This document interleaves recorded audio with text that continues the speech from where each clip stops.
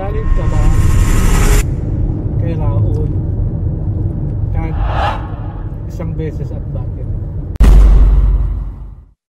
Naisipan mo ba umuwi sa inyo kapag feeling mo ay nahihirapan ka dito? Masaya ka ba sa 6 months mo dito? Kapag dinisiplina ko mga anak mo, nagalit ka ba? Ha? Panginoon ko eh. Ken, sino yan? Sino? Si Mami Chiki. Sino nag-disiplina siya? Sino daw? Ko sa likod niya ito daw. Ganito daw. O ngayon siya may habamos entrevista. Kung na Bill ha, si Bill ay may tatanong po si Kuya Belgian kay Tia Celsa kasi mag-aano na sila dito at syempre gusto natin malaman na sa loobin ni Tia Celsa. Hindi biro yung pinagdaanan. Ito, intro nga muna ako. Hindi biro yung pinagdaanan ni Tia Celsa at pamilya dito sa bansa na to na kung saan ay from Africa ay pumunta ng Pilipinas. O, 5 tanong. O sige, entry muna ako. Ano muna ako? I-intro. So, hindi biro ang pinagdaanan ng pamilya Matingga na mula pupunta dito. At sa airport pa lang talaga, alam niyo naman yan na 2 hours halos akong kaming doon na hindi namin alam kung makakapasok sila ng Pilipinas o hindi. And then nakakala namin pagka nakapasok ng Pilipinas, okay na. And dumating pa sa time na sa point na syempre culture shock. Akala ko hindi makapag yung mabilis lang yung pag-a-adjust sa lahat. Pero hindi pala, unti-unti excuse me. Habang lumalakad ang araw, habang lumilipas ang araw dito sa Pilipinas ay unti-unti maraming nadidiscover, maraming problema na dinaranas at especially ang mga bata kasi syempre from sa mundo na kung saan walang gadget tapos darating dito sa Pilipinas na lahat ng mga bata halos na nag-gadget. Tapos doon sa Equatorial Guinea libot-libot sila dito, hindi sila makalibot ng masyado, lalo na yung sa gabi ganyan. Doon samantalang doon kung makalibot sila doon libot mo sila, sabi ko yung hindi yung pasyal na pupunta sa mall, yung gano'n.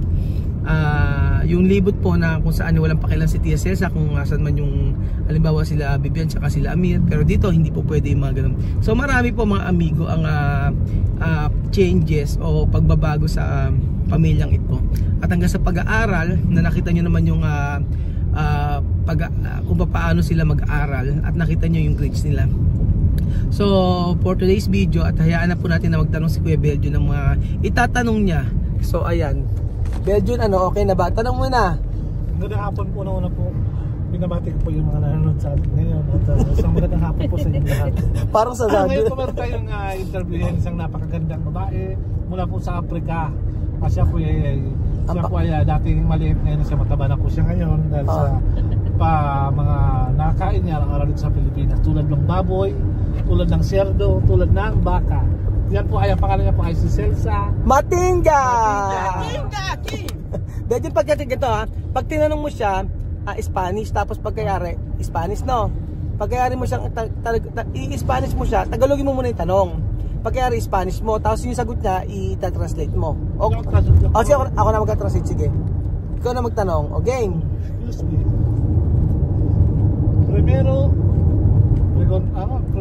Preguntar. Tagalog.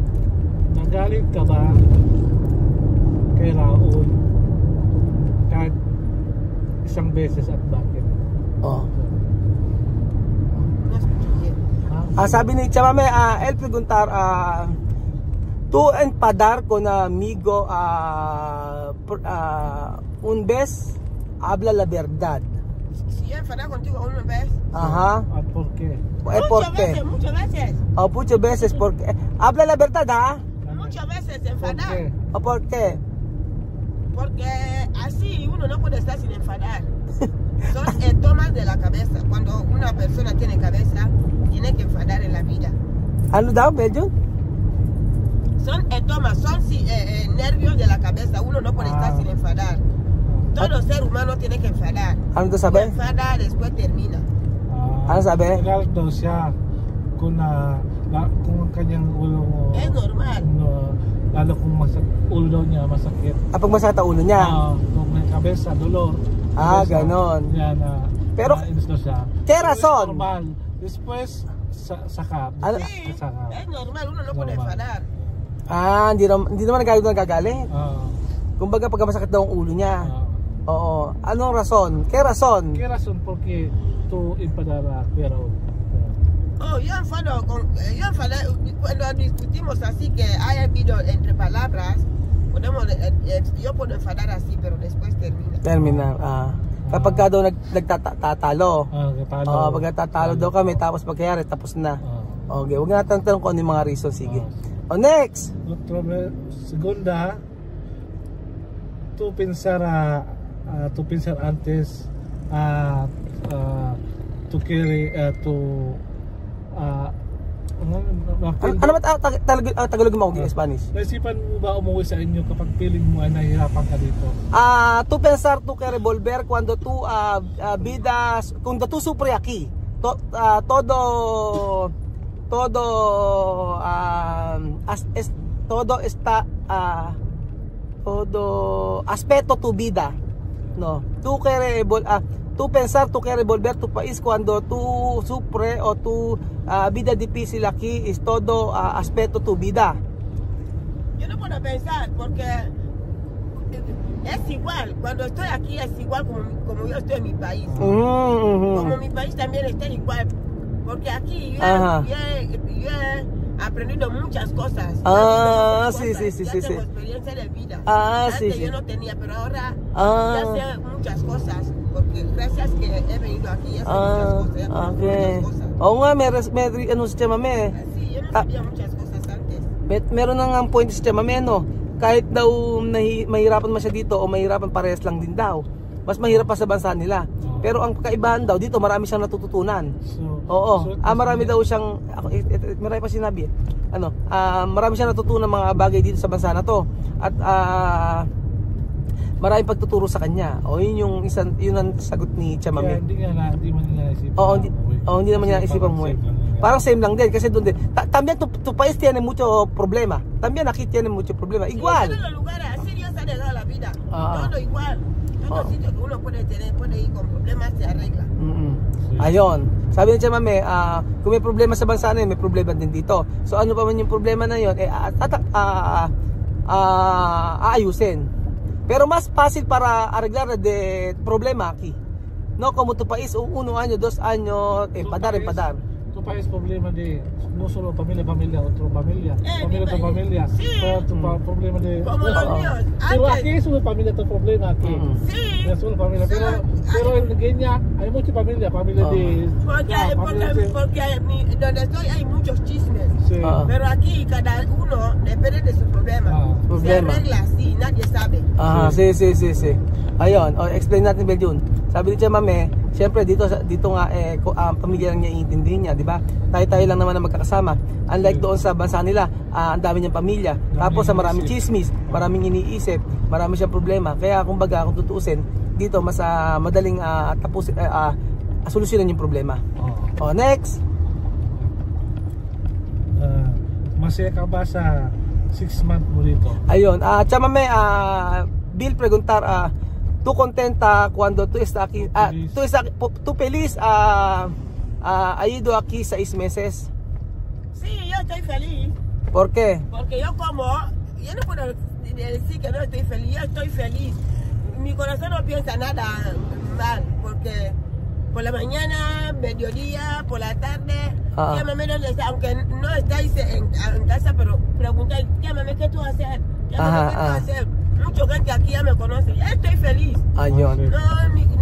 Mi cuerpo, mi cabeza no tiene, ¿cómo le llaman? Enojación. Yo no estoy enojada, mi corazón está libre, está bien. Ayun, ang sabi ni Tia Cesa ay masaya siya sa 6 na buwan dito dahil syempre marami nakakilala sa kanya, marami may gusto sa kanya. And then ang sabi pa niya ay ano pa ba yun? Masaya kanyang puso. Masaya man yung puso. Masaya kanyang sa 6 dito siya. Wala siya masyadong iniisip. Wala siya masyadong iniisip na problema. Tapos ano pa tanong? Kapag didisiplina ko mga anak mo, nagalit ka ba? Chamame, yo quiero decir la verdad, ¿no? Cuando yo hacer disciplina con tu niños y niñas, tú empezar conmigo. Enfadar. Sí. Disciplina no es matar. Sí. Cuando matar, yo enfadar. Disciplina no es matar. Oh, Si tú no haces disciplina, niños van a perder. Van a quedar como loco. Ayun. Sabi ko kasi kapag dinidisiplina ko ba yung anak niya ay magagalit siya. Sabi niya hindi mo naman pinapatay yung mga anak ko. Dinidisiplina para hindi maligaw, sabi ni Tia Cesa, para hindi maligaw ng landas at para mag-bago. Tama naman yung sinabi ni Tia Cesa. Kasi syempre minsan binigyan niya kasi ko ng authority na disiplinahin yung mga anak niya. So yung pagdidisiplina nila yon, akala nila ini-spoil ko yung mga bata, hindi nila alam na hindi alam ng mga ibang viewers na tatawa-tawa lang ako, pero pag walang video, grabe ako magdisiplina. Video na, alam mo, di ba? Sila alam nila video niyan. Kaya po, di ba? Kayo hindi niyo dinidisiplina, pero nakita niyo kung paano ko disiplinahin yung mga bata, di ba? Kapag sobrang natitigas ang ulo. Sobra. Oo, di ba? Sobra, pero nakita mo kung paano ako magdisiplina, di ba? Talagang hindi na sila uulit, di ba? So syempre hindi natin pwede sabihin yung kung ano yon. Kaya nga natanong ko lang kay Tia Cesa kung nagagalit siya kapag dinidisiplina ko yung mga anak niya. O next! Disiplina pa rin. O ano yan? Tingin mo, may tampo sila sa akin kapag nadisiplina ko sila. Tingin mo, nagtatampo ba sa akin mga anak mo tuwing disiplina ko? Ano ako na sasagot niyan? Kasi naano ko na yun natanong ko na sa kanila yun Tinanong ko na sa kanya, galit ka ba sa... Ay, tanong na, Chawame! Yo quiero preguntar, no? Todo tu niños enfadar conmigo cuando yo hacer disciplina? ¿Enfadar? Enfadar, ejemplo, cuando yo pegar a tus niños, todos tus niños enfadar conmigo o no? ¿Cómo no van a? ¿Qué papá no va a pegar? Todo el papá pega a su niño. Yo Sí. hasta yo quemo con la plancha. Ajá. ¿Tú no has visto mano de a mí? Yo he quemado a mí con plancha. Ajá. Apoyo tiene plancha en su muslo aquí. Cuando yo le da dinero apoyo yo plancha con plancha. Yo. Ayun, sabi ni Tia Cesa, ganyan yung ano nila. No, bien, cuando sí, aquí tú no viste mano de a mí, bien grande. Su cabeza. Así, nosotros no como vosotros blanco. Solo pegar, nosotros cuando hablar, pegar. Mas fuerte, no? Plancha. Eso no es problema siya. No, esto bien. Dati naman yung bed yun sa kanila. Con cuchillo, así. Ken, sino yun? Sino? Si Mami Chiki. Sino nagdisiplina siya? Yung kutsilyo daw, kosang likod, ganito daw. Ganito na kutsilyo. ¿Tú conoces flecha, no? Así. Mami Chica habla con flecha para su niño, pero su niño no escuchar. Cuando su niño así, ojo de otro aquí herida, el cuchillo para su niño.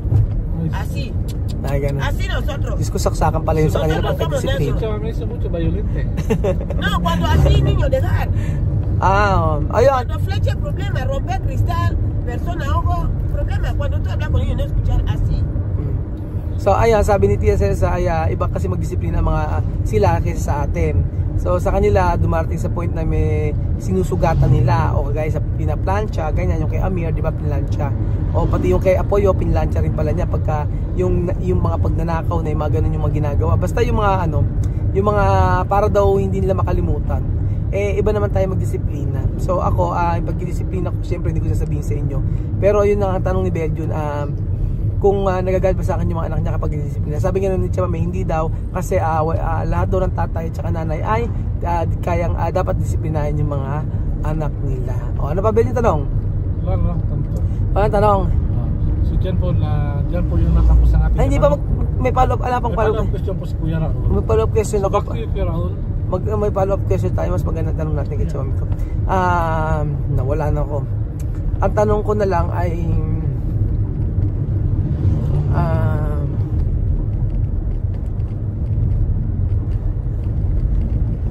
ano kang tanong Bilyo, no?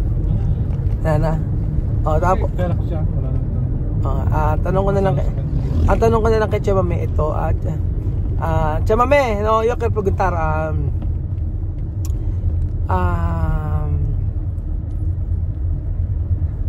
ahora todo tu niños está en clase, todo tu niños contenta, está en clase o hay tiempo cansado?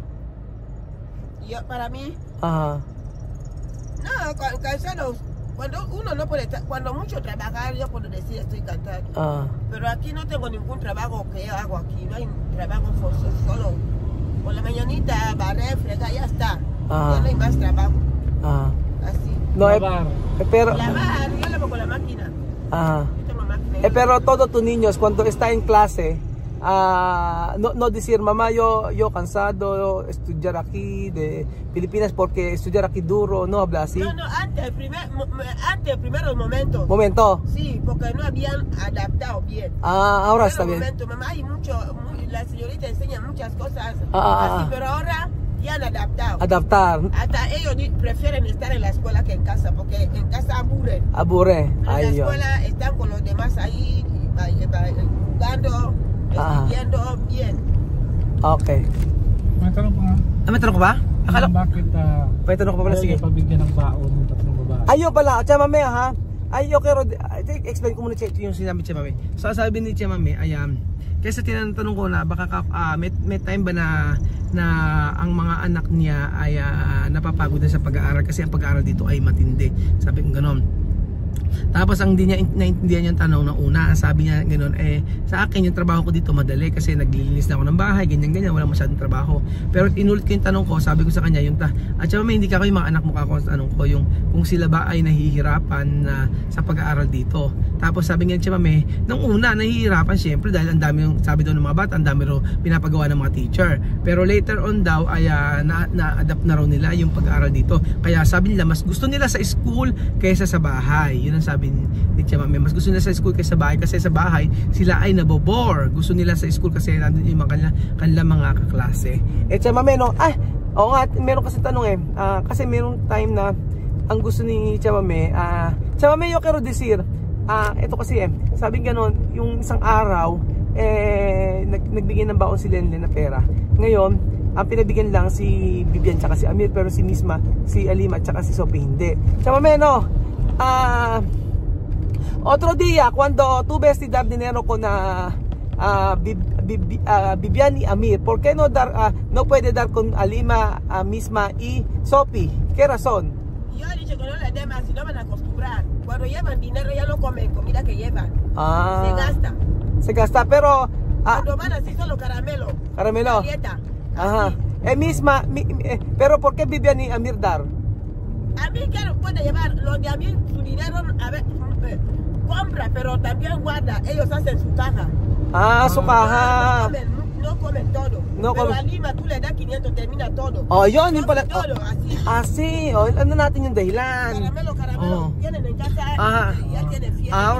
Ahora yo entiende. Porque Vivian y Amir, mayor, saber cómo va a gastar dinero. Un poco, a veces, Ya está. Su comida ya no compran nada. Sí. Pero a Lima misma, en la escuela salen, afuera. Sí, yun, Belgium. Eso, maestra va a hablar mañana en la reunión.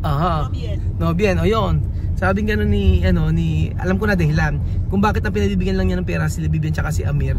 Kasi nga daw, sila Amir tsaka si Vivian pag kailangan lang bumili, pero kasi yung mga bata, like si Misma, si Alima tsaka si Sophie ay hindi niya pinabibigyan ng pera kasi daw wala doon ginawa kundi bilhin na candy, hindi na raw kakainin yung pagkain na baon. So yun dahilan kasi nung isang araw pinabibigyan niya ng baon si Vivian tsaka si Amir Lao kasi yun, tinatago raw nila pera, iniipon daw nila pera. Ang galing nag-iipon pala ng pera, Belgium. Ayos ganun sana. So ayun pa mga amigo, masayang question and answer kay TSS at marami na tayong nalaman sa kanya sa 6 months. Ayun. So nakakatuwa lang din dahil ang mga tanong na ito ay talagang pinag-isipan ni Kuya Belgium. Salamat pa mga amigo at God bless. Mubumpo pa ako. Ano yun? Pero okay naman sila no? At yung pag-i-stay nila dito parang naka-adapt na naman sila no? Hindi na yung kagaya dati talaga no? Dati talaga, naku, grabe ka kay mga bata na to. Maraming changes talaga. So ayan po, paano kaya after 1 year? After 1 year dapat ano kaya yung pagbabago sa kanila? So abangan niyo po yun mga amigo.